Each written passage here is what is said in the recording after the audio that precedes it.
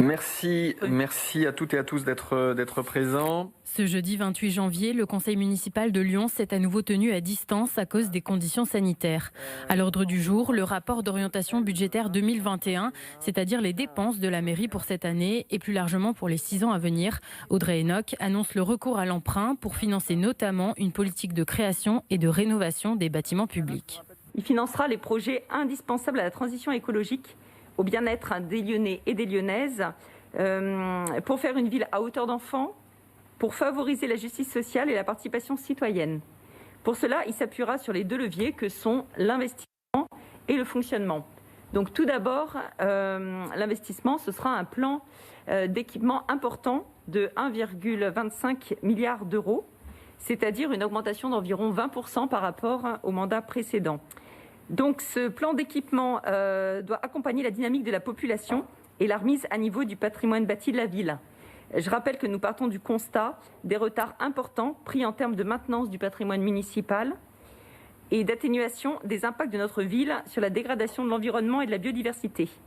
La dette écologique conséquente accumulée nous oblige à agir fortement pour en limiter les effets et enclencher la transition. Cela passera notamment par un effort sur ce mandat pour la rénovation thermique des bâtiments. Le deuxième levier, évidemment, de cette stratégie pour mettre en œuvre notre projet, c'est un service public solidaire et inclusif. Le développement des nouvelles politiques s'accompagnera d'une augmentation relative de la masse salariale et des subventions de fonctionnement. L'évolution globale des dépenses réelles de fonctionnement sera néanmoins encadrée et maintenue dans une limite moyenne annuelle de 2% sur le mandat. Nous projetons dans 5 ans une épargne brute qui sera de l'ordre de 50 millions d'euros, un endettement qui serait autour de 840 millions d'euros et une capacité de désendettement maximale de 11 années. On devrait plutôt dire de 10 à 11 années. Une dette maîtrisée n'est pas dangereuse, mais elle est indispensable pour adresser les grands enjeux de notre société et de notre ville aujourd'hui. J'annonce à celles et à ceux qui n'en auraient pas encore conscience qu'il existe un risque plus grave et plus certain qu'un endettement de 10 ou 11 ans pour une ville de 500 000 habitants avec un bon potentiel fiscal. Un risque plus certain, car il est déjà là et depuis de nombreuses années. Je veux parler du dérèglement climatique. Des arguments qui n'ont pas convaincu l'opposition, Gérard Collomb dénonce un endettement dangereux. Chacun comprend bien qu'on va vers le surendettement et c'est effectivement la voie dans laquelle vous êtes en train de vous engager. Vous aurez une dette qui va augmenter de 389 millions d'euros au CA 2019 à 640 millions d'euros à la fin de votre mandat. C'est vous qui le dites, soit une augmentation de 63%. Vous dites on va avoir des recettes. Et vous voyez une crise du Covid qui est absolument extraordinaire, que l'État est absolument endetté. Et donc demain, vous aurez peut-être à nouveau des dotations financières en baisse. Et donc, ça va être pour vous de grandes difficultés. Comme la cigale, vous pourriez en effet, si vous vous disiez nous sommes à la tête d'un pactole et donc nous pouvons y aller, vous trouvez très vite fort dépourvu. Mais Grégory Doucet réaffirme ce choix politique nécessaire à ses ambitions écologiques. Alors oui, c'est vrai que la situation financière était d'apparence saine quand nous sommes arrivés aux manettes. Pour autant, messieurs Blanc et Collomb, vous savez, comme moi, qu'un bilan comptable repose aussi sur l'évaluation de la qualité de ses actifs. Lorsque les écoles ne sont pas en état, lorsque les gymnases ne le sont pas, lorsque tous nos équipements sportifs ou culturels sont dégradés, eh bien, c'est la qualité de vos actifs qui sont dégradés. Donc oui, nous avons hérité d'une véritable dette patrimoniale. Nous sommes dans un contexte de dérèglement climatique. Oui, nous avons besoin d'investir dans la rénovation thermique de nos bâtiments. Et cela, ce n'est pas seulement une dette patrimoniale, c'est tout simplement que vous avez ignoré la réalité. Et oui, le besoin, comme ça a été rappelé par M. Bosetti, d'investissement dans les services publics du quotidien est réel.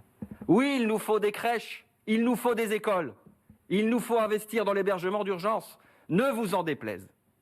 Nous ciblons un maximum de 11 ans d'endettement, mais Ce n'est pas un objectif, c'est un plafond. Le pilotage budgétaire, jour par jour, ou en tout cas mois par mois, nous permettra justement de rester sous ce plafond. Et c'est bien notre objectif. Simplement, laissez-moi vous citer cette formule qui m'est chère. Le service public, c'est le patrimoine de ceux qui n'en ont pas. Et puis sur la centaine de nouveaux postes créés, l'adjoint au service public a détaillé la répartition. La droite lyonnaise a encore sorti sa calculette à fonctionnaires en regardant finalement les agents publics toujours comme une charge comptable et jamais pour le service qu'ils rendent aux Lyonnaises et aux Lyonnais.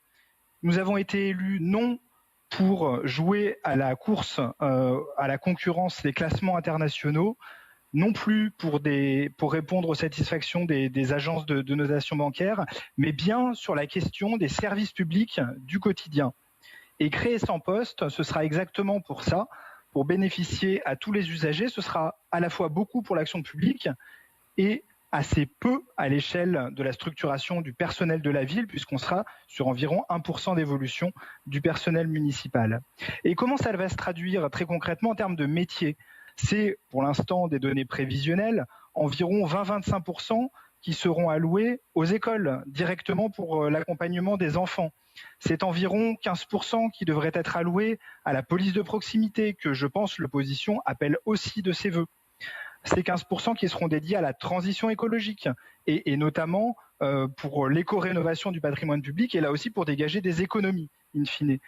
Ce seront aussi des postes pour la participation citoyenne. Il faut quand même rappeler qu'on est une commune de plus de 500 000 habitants et que nous avons aujourd'hui 2 personnes en charge de la participation citoyenne. Nous avons le bonnet d'âne au niveau des grandes métropoles françaises et c'en est presque aujourd'hui une honte. Également à l'ordre du jour, la vidéo-verbalisation.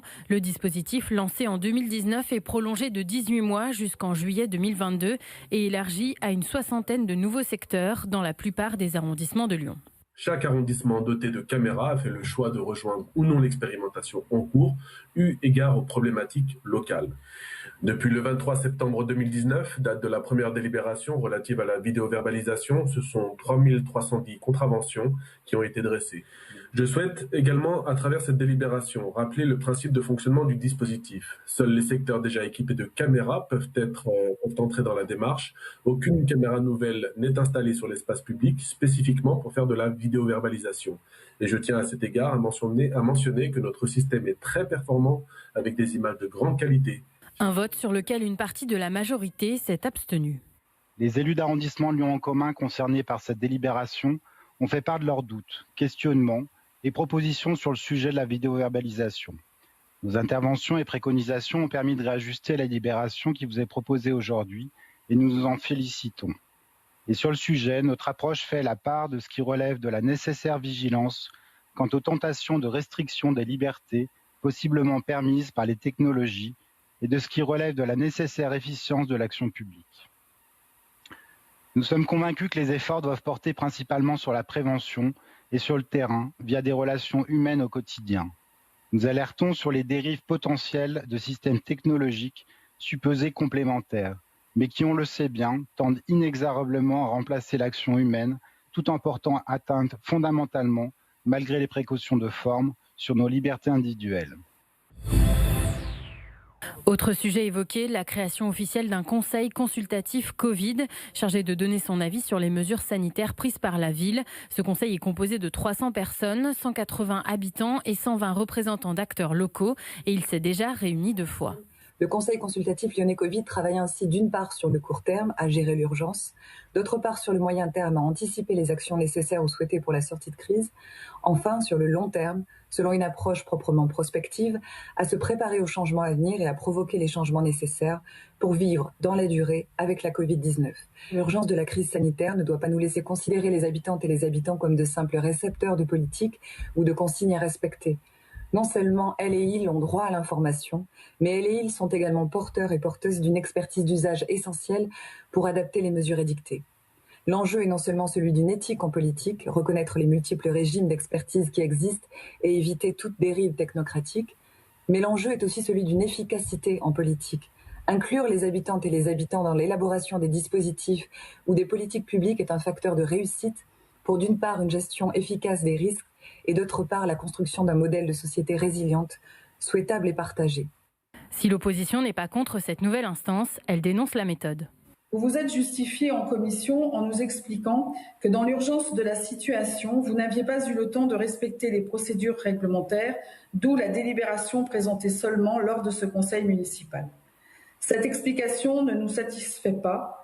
Entre votre prise de fonction en juillet et le mois de décembre, date de notre dernier conseil municipal, il nous semble que suffisamment de temps était à votre disposition pour nous concerter.